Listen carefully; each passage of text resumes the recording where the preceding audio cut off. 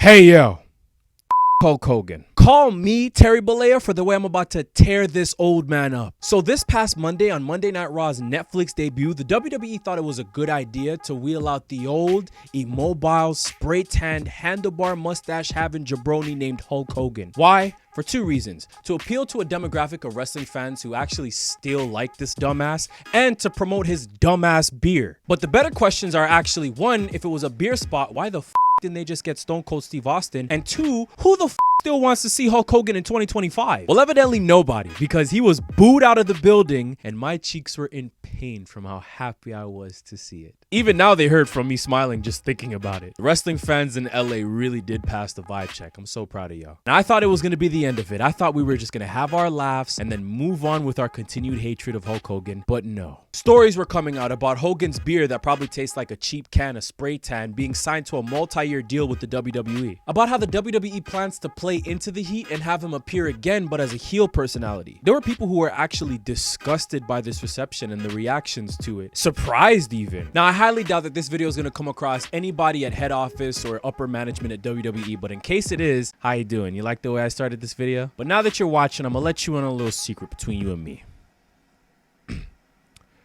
We do not like Hulk Hogan. We do not want him. We do not need him. We are tired of him. Listen, I understand that he is a huge reason for why we can even say that the WWE is on Netflix. He was a huge reason for why wrestling crossed over into the mainstream in the 80s. We get it. But some 30, 40 odd years later, the picture has become very clear on who Hulk Hogan, who Terry Bollea really is. And no, it's not just his political beliefs, because if that was the case, then The Undertaker would have been booed that night as well. And it's not just him being racist either. All of that is a part of it. It's a huge part of it. It's a 28-inch python-sized part of it. But over the years, stories upon stories have come out about Hulk Hogan being a self-serving sack of shit.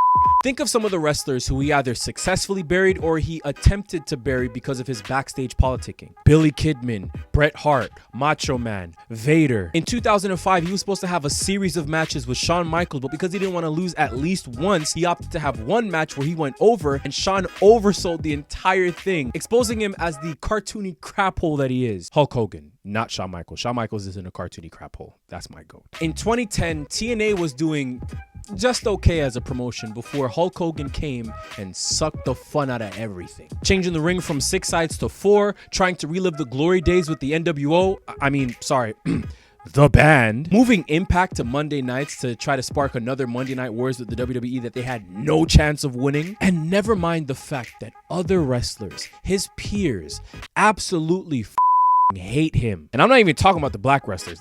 That's a given. We all saw Booker T's face when Hulk Hogan was accepted back into the good graces of the WWE after, 2 years of them shunning him. Bret Hart, Bob Backlund, Scott Steiner, Stone Cold Steve Austin, The Undertaker, Jesse the Body Ventura, Iron Sheik. I mean, do you know how much of a dickhead you have to be for a dead guy to tweet his hatred for you from beyond the grave? This was tweeted that Monday night he was booed. Macho Man released an entire rap album dissing you, which actually leads me to another reason why we hate Hulk Hogan. I legit do not believe Hulk Hogan when he says that he and Macho Man made amends before Macho Man passed away. Why? Because if you thought SZA and LeBron were all-time liars, they hold no candle to the felonious fibs that Hulk Hogan has told over the years. Let me run through some of them for you really quickly. He said that Elvis Presley was a Hulkamaniac. Never mind the fact that Elvis Presley died long before Terry Bollea even donned the name Hulk Hogan. He said he was originally offered Mickey Rourke's role in the movie The Wrestler, and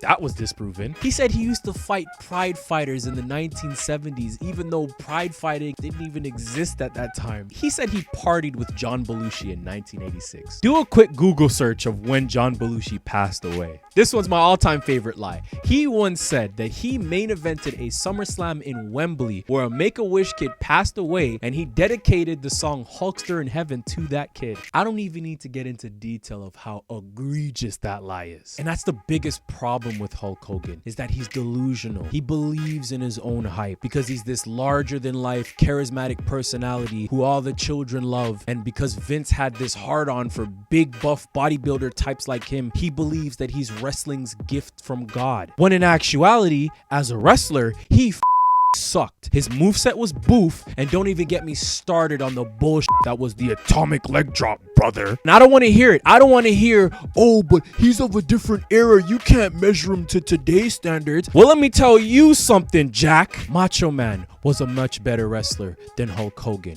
Ric Flair was a much better wrestler than Hulk Hogan. Ricky Steamboat, Jake the Snake Roberts, Jimmy Snuka, Mr. Perfect, Harley Race, Bob Backlund, a whole bunch of wrestlers from his era and even before were much better wrestlers than Hulk Hogan. When you add all of that up, you add the lackluster skill set, you add up all the lies, the self-serving politics, the MAGA munching, the racism, and the fact that he lacks the self-awareness to take accountability and acknowledge anything that he's ever done wrong by anyone ever, you get an individual that none of us care to see on any WWE programming in our lifetime ever again. And we don't give a about no real American beer. You guys should have called Broken Skull Lager for this multi-year partnership, because Stone Cold's contribution to wrestling being as big as it was in the 90s and the 2000s is a much better reason to celebrate Netflix's partnership with the WWE. We would have been so much happier seeing Stone Cold Steve Austin getting this deal instead of that old, immobile, spray-tanned, handlebar mustache having jabroni named Hulk Hogan. Hulk Hogan now, then, and forever. Well, Hulk Hogan, you suck, pal.